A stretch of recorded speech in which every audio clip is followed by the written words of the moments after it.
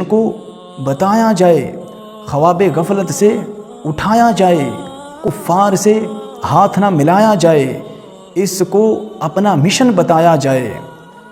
پاکستان ناچنے گانے سے، بائک پر بیٹھ کر سلنسر پھاڑنے سے بڑے افسوس سے کہنا پڑتا ہے کہ وہ لوگ جو اقتدار کے اعلیٰ منصب پر فیض ہیں کہ جب پاکستان کا یوم آزادی آتا ہے وہ کس انداز سے پاکستان کا جشن منا رہے ہیں۔ شاید یہ وہ لوگ ہیں جو پاک و ہند کی تقسیم سے ناواقف ہیں کہ پاکستان کن حالات سے گزر کر معرض وجود کے اندر آیا ہے۔ ان دلال کو سمجھایا جائے، ان کذاب کو، ان مکار کو پاک و ہند کی تقسیم سے آگاہ کیا جائے کہ آج تم جس خطہ سرزمین پر بیٹھ کر فحاشی، عریانی، بے حیائی کو عام کر رہے ہو، اس خطہ سرزمین کے پیچھے لاکھوں اسلام کی مقدس شہزادیوں کی عزت نیلام ہوئی ہے۔ آج تم انہی کے خون کے ساتھ غداری کر رہے ہو، انہی کی عزت آبرو کے ساتھ کھیلا جا رہا ہے۔ دل پہ پھولے جل اٹھے سینے کے داغ سے، اس گھر کو آگ لگ گئی گھر کے چراغ سے۔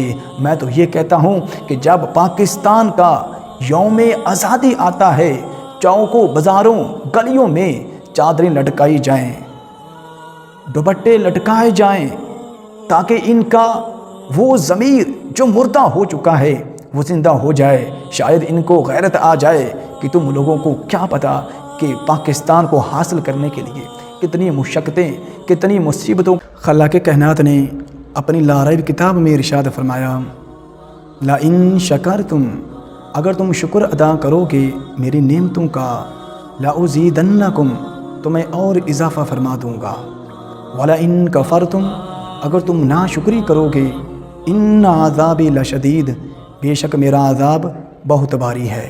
تو اللہ رب العزت کی ذات نے ہمیں بے شمار نعمتیں عطا کی ہیں، اور جو پاکستان ہے وہ نعمتیں عظیم ہے۔ تو پاکستان کا مطلب لا الہ الا اللہ، دستور ریاست کیا ہوگا؟ محمد الرسول اللہ۔ یہ وہ عظیم نعرہ ہے جو پاکستان کی بنیاد ہے۔ تو آپ جانتے ہیں کہ جتنی قوی بنیاد ہوتی ہے بلڈنگ بھی اتنی ہی قوی ہوتی ہے، اور جس ملک کی بنیاد ہی اللہ رسول کا نام ہو، بتائیے اس کی مضبوطی کا عالم کیا ہوگا۔ وہ ملک جس کی بنیاد قربانی ہے، پاکستان کی بنیاد علماء مشائخ کا خون ہے، پاکستان کی بنیاد اسلام کی مقدس شہزادیوں کا خون ہے، پاکستان کی بنیاد بزرگوں کا خون ہے، پاکستان کی بنیاد امت مسلمہ کے خون کی بنیاد ہے۔ نیو جنریشن کو بتایا جائے، خواب غفلت سے اٹھایا جائے، کفار سے ہاتھ نہ ملایا جائے، اس کو اپنا مشن بتایا جائے۔ پاکستان ناچنے گانے سے، بائک پر بیٹھ کر سلنسر پھاڑنے سے بڑے افسوس سے کہنا پڑتا ہے کہ وہ لوگ جو اقتدار کے اعلیٰ منصب پر فیض ہیں کہ جب پاکستان کا یوم آزادی آتا ہے وہ کس انداز سے پاکستان کا جشن منا رہے ہیں۔ شاید یہ وہ لوگ ہیں جو پاک و ہند کی تقسیم سے ناواقف ہیں کہ پاکستان کن حالات سے گزر کر معرض وجود کے اندر آیا ہے۔ ان دلال کو سمجھایا جائے، ان کذاب کو، ان مکار کو پاک و ہند کی تقسیم سے آگاہ کیا جائے کہ آج تم جس خطہ سرزمین پر بیٹھ کر فحاشی، عریانی، بے حیائی کو عام کر رہے ہو، اس خطہ سرزمین کے پیچھے لاکھوں اسلام کی مقدس شہزادیوں کی عزت نیلام ہوئی ہے۔ آج تم انہی کے خون کے ساتھ غداری کر رہے ہو، انہی کی عزت آبرو کے ساتھ کھیلا جا رہا ہے۔ دل پہ پھولے جل اٹھے سینے کے داغ سے، اس گھر کو آگ لگ گئی گھر کے چراغ سے۔ میں تو یہ کہتا ہوں کہ جب پاکستان کا یوم آزادی آتا ہے، چوکوں، بازاروں، گلیوں میں چادریں لٹکائی جائیں، دوپٹے لٹکائے جائیں، تاکہ ان کا وہ ضمیر جو مردہ ہو چکا ہے وہ زندہ ہو جائے۔ شاید ان کو غیرت آ جائے کہ تم لوگوں کو کیا پتہ کہ پاکستان کو حاصل کرنے کے لیے کتنی مشقتیں، کتنی مصیبتوں کا سامنا کرنا پڑا ہے۔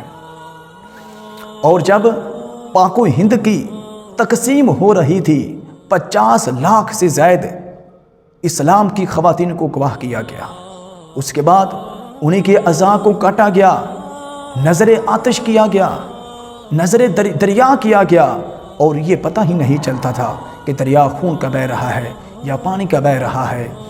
دل پہ پھولے جل اٹھے سینے کے داغ سے، اس گھر کو آگ لگ گئی گھر کے چراغ سے۔ ارے یہ جو پاکستان ہے یہ تمہارے باپ کی وراثت نہیں ہے، یہ پاکستان گنڈوں کا نہیں ہے، بدماشوں کا نہیں ہے، عیاشوں کا نہیں ہے، ارے یہ پاکستان تو مجاہدین کے خون کا انقلاب ہے۔ یہ پاکستان نہ مندر ہے نہ چرچ ہے، ارے یہ پاکستان تو اللہ رب العزت کے گھر کی مسجد ہے۔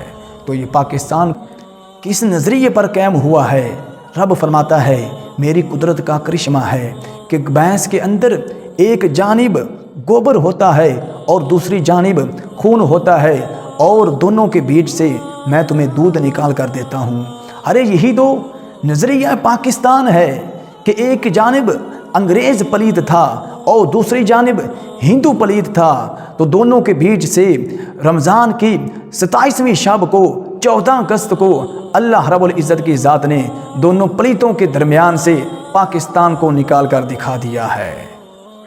ہزاروں سال نرگس روتی رہی اپنی بے نوری پہ، بڑی مشکل سے ہوتا ہے چمن میں دیدہ ور پیدا۔